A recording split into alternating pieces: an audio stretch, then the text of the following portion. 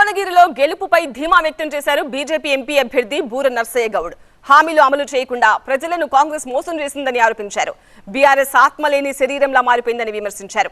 అన్ని వర్గాల్లో బీజేపీకి ఆదరణ పెరుగుతోందన్నారు నర్సయ్య గౌడ్. మరింత సమాచారం టీవీ9 సీనియర్ కరెస్పాండెంట్ రేవన్ అందిస్తారు. భువనగిరి పార్లమెంటు నియోజకవర్గంలో బీజేపీ అభ్యర్థి బూరా నర్సయ్య గౌడ్ తన ప్రచారంలో ముందంజలో ఉన్నారు. మనతో పాటు బూరా నర్సయ్య గౌడ్ ఉన్నారు.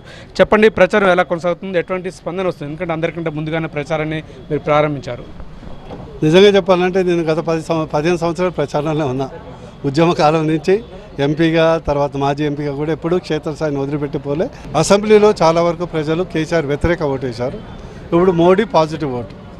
కులాలకు మతాలకు అతీతంగా ఈవెన్ ఉపాధి హామీ కూలీలు, అట్టడుగు వర్గాలు మోడీ దేశంలో ఉండాలి, బూరా భువనగిరిలో ఉండాలనే భావన వ్యక్తం అవుతుంది. అదే మా గెలుపుకు దోహదపడుతుంది. చెప్పండి, కాంగ్రెస్ ప్రభుత్వం అధికారంలో ఉంది. ఇక్కడ గతంలో 6 గ్యారంటీల స్కీమ్ తోటి అధికారంలోకి వచ్చింది. తాజాగా పంచినాయ 25 గ్యారంటీ పేరుతో కూడా కాంగ్రెస్ పార్టీ ముందుకు వెళ్తుంది. మళ్ళీ ప్రజలు మాకే పట్టం కడతారని చెప్పి కాంగ్రెస్ నేతలు చెప్తున్నారు. ఎట్లా చూస్తారు వాటిని? నిజంగా చెప్పాలంటే అసెంబ్లీలో అది వాపు బలుపు కాదు. కాంగ్రెస్కు కావాలని ఓటేది. కేసీఆర్ని వదిలించుకోవడానికి కాంగ్రెస్ ఓటేశారు. మీ అందరికీ తెలుసు. ఇక్కడ పడే ఓటు మోడీ కావాలని వేసి పాజిటివ్ వేట్. ఇక్కడ వీళ్ళ గ్యారంటీలు ఏంటంటే అలీబాబా చాలిచ్చోర్.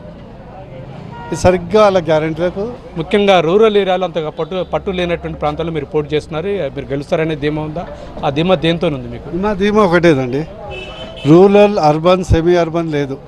అందడ ఇందు గలడు అందు లేడు సందేహం వల్లడని ఒకప్పుడు భగవంతుడి గురించి చెప్పేది ఇప్పుడు మోడీ గారి గురించి చెప్పవలసిన పరిస్థితి ఏర్పడ్డది. ఈవెన్ ముసలామని అడిగినా కూడా ఎవరిస్తున్నారమ్మా బియ్యం? మోడీ. ఎవరిస్తున్నారమ్మా గ్యాసు? మోడీ. ఎవరిస్తున్నారమ్మా వ్యాక్సిన్? మోడీ. మీ టాయిలెట్స్ ఎవరు కట్టించారమ్మా? మోడీ. మోడీ పైసలు ఎవరు ఇస్తున్నారమ్మా? మోడీ. ఊర్లో సీసీ రోడ్లు ఎవరు ఇస్తున్నారమ్మా? మోడీ. రైతు వేదికలు ఎవరు కట్టిస్తున్నామ్మా? మోడీ అనే నాలెడ్జ్ మనం వాళ్ళకి లేదనుకుంటున్నాం, కానీ 100% వాళ్ళకున్నారు.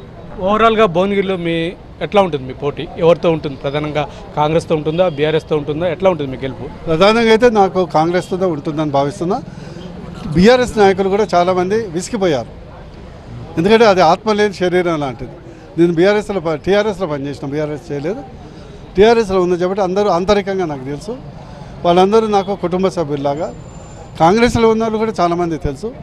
వాళ్ళందరూ ఏంటంటే ఈవెన్ వాళ్ళు కూడా ఢిల్లీలో మోడీ ఉండాలి, భారతదేశంలో మోడీ ఉండాలి, డాట్సాప్ ఇక్కడ ఉండాలి, మంచోడు, ఎన్నో పనులు చేశాడు, 9,000 కోట్ల అభివృద్ధి తెచ్చాడు, ఎయిమ్స్ తెచ్చాడు, కేంద్రీయ విద్యాలయం తెచ్చాడు, జాతీయ రహదారులు తెచ్చాను, ఎంఎంటీ తెచ్చాడు, తర్వాత పాస్పోర్ట్ కేంద్రం తెచ్చాను. తర్వాత ఎంపీలు చూశారు కదా, అరే అక్కడ డాట్సాప్ ఢిల్లీ పోతే ఏదో పట్టుకొచ్చేది, ఇక్కడ అంతా బోసిపోయి ఉందని రియలైజ్ చేశారు. అందుకొరకు మాకు ఓటేస్తున్నారు.